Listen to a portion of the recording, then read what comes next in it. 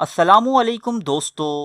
حضرت امیر معاویہ کے دور حکومت میں عبداللہ بن جعفر نامی ایک شخص مدینے میں رہا کرتا۔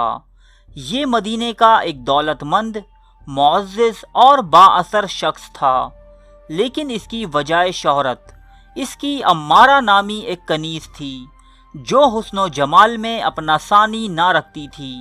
مدینے بھر میں اس کی شہرت تھی اور لوگ عبداللہ کو خوش قسمت خیال کرتے کہ ایسی خوبرو کنیز اس کے پاس تھی۔ خوبصورتی کے ساتھ ساتھ عمارہ گانے میں بھی بے مثال تھی۔ انہی خوبیوں کی وجہ سے عبداللہ کو عمارہ سے بے حد محبت تھی اور وہ عمارہ کو کنیز کے بجائے ایک ملکہ کی طرح رکھتا، اس کے ہر طرح کے ناز نخرے اٹھاتا، جبکہ عمارہ بھی اپنے محسن کو بہت چاہتی تھی اور دل و جان سے اس کی قدر کرتی۔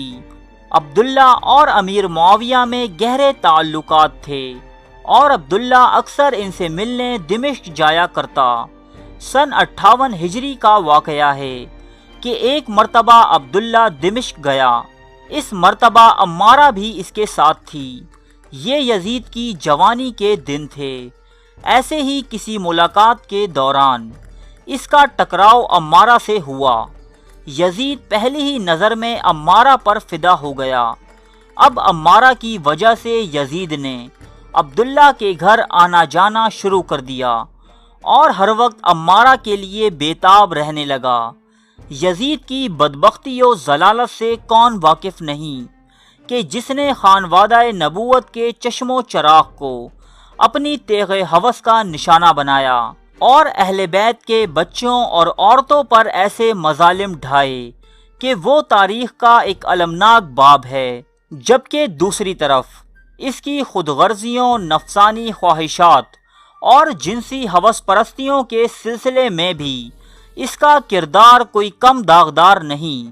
تاریخ کی بہت سی کتابوں میں اس کی جنسی سرگرمیوں اور بدکاریوں کے واقعات ملتے ہیں، جبکہ عمارہ کا واقعہ یزید کی ہوس پرستی کی ایک ادنا سی مثال ہے۔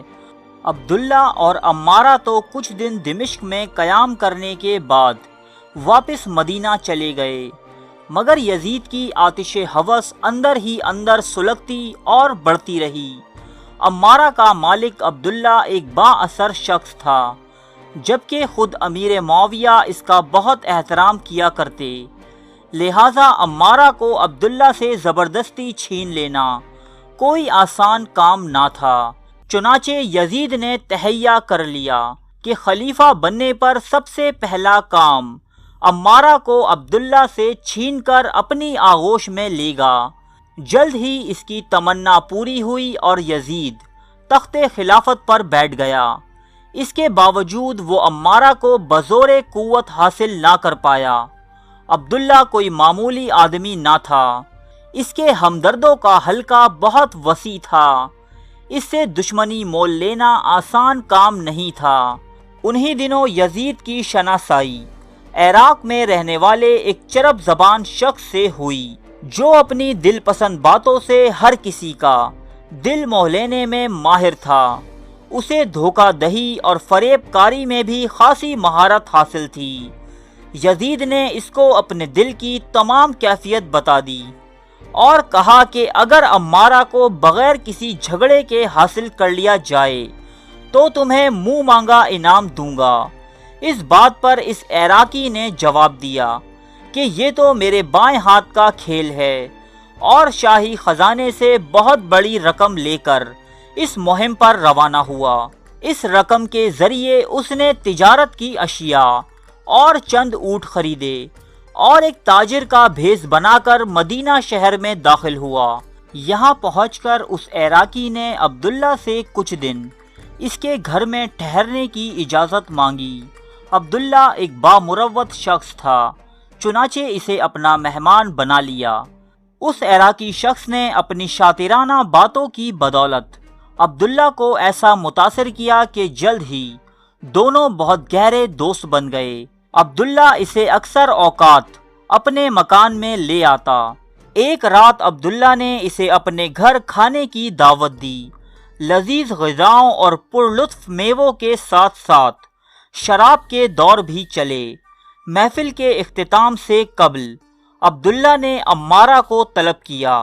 یہاں عمارہ نے اپنی دلکش آواز اور حسن خداداد کا ایسا مظاہرہ کیا کہ عراقی بھی متاثر ہوئے بغیر نہ رہ سکا۔ بالآخر گانا ختم ہوا اور عمارہ اندر چلی گئی۔ اب عراقی نے عبداللہ اور اس کی کنیز کی تعریفوں میں زمین و آسمان کی کلابیں ملا دیں۔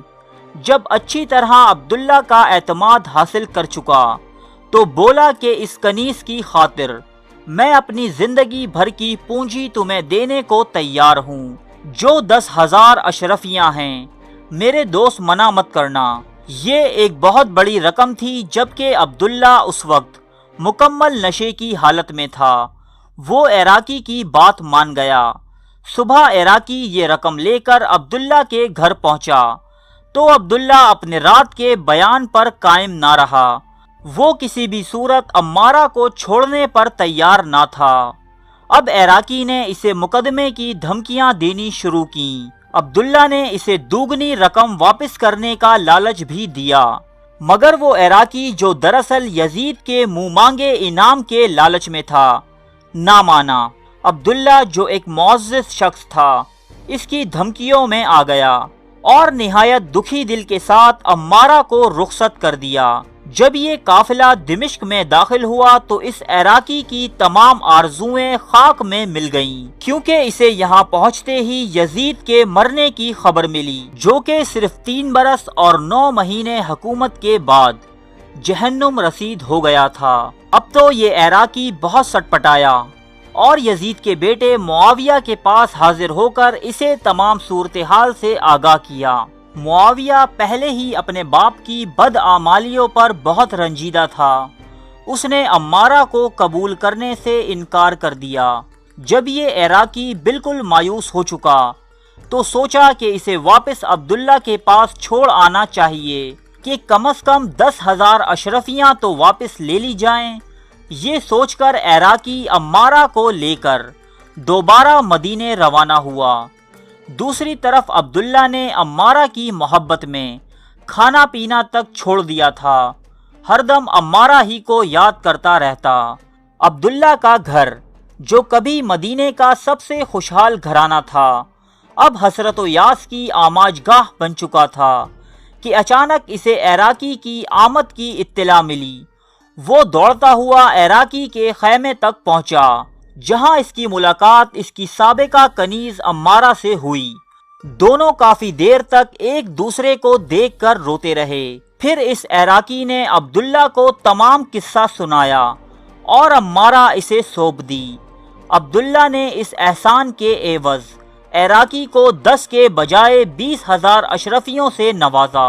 اس خوشی کے موقع پر عبداللہ نے ڈھیر و دولت صدقہ و خیرات کی، غریبوں کو کھانا کھلایا اور پھر کبھی اپنی محبوب کنیز عمارہ کو خود سے دور نہ ہونے دیا۔ ارے فرینڈز، 1 منٹ، آپ ایسے ہی جا رہے ہیں؟ اتنی محنت سے ویڈیو بنائی ہے، ایک لائک تو بنتا ہے نا؟ اور دوسرا یہ کہ آپ ہمیں اتنی بڑی دنیا میں دوبارہ کیسے ڈھونڈیں گے؟ تو اس کا حل یہ ہے کہ آپ ہمارے چینل کو سبسکرائب کر لیجئے اور اس بیل کے آئیکن کو کلک کر دیجئے۔ اس طرح ہمارے آنے والی تمام ویڈیوز آپ تک پہنچتی رہیں گی۔ ارے ڈریے مت، یہ بالکل فری ہے۔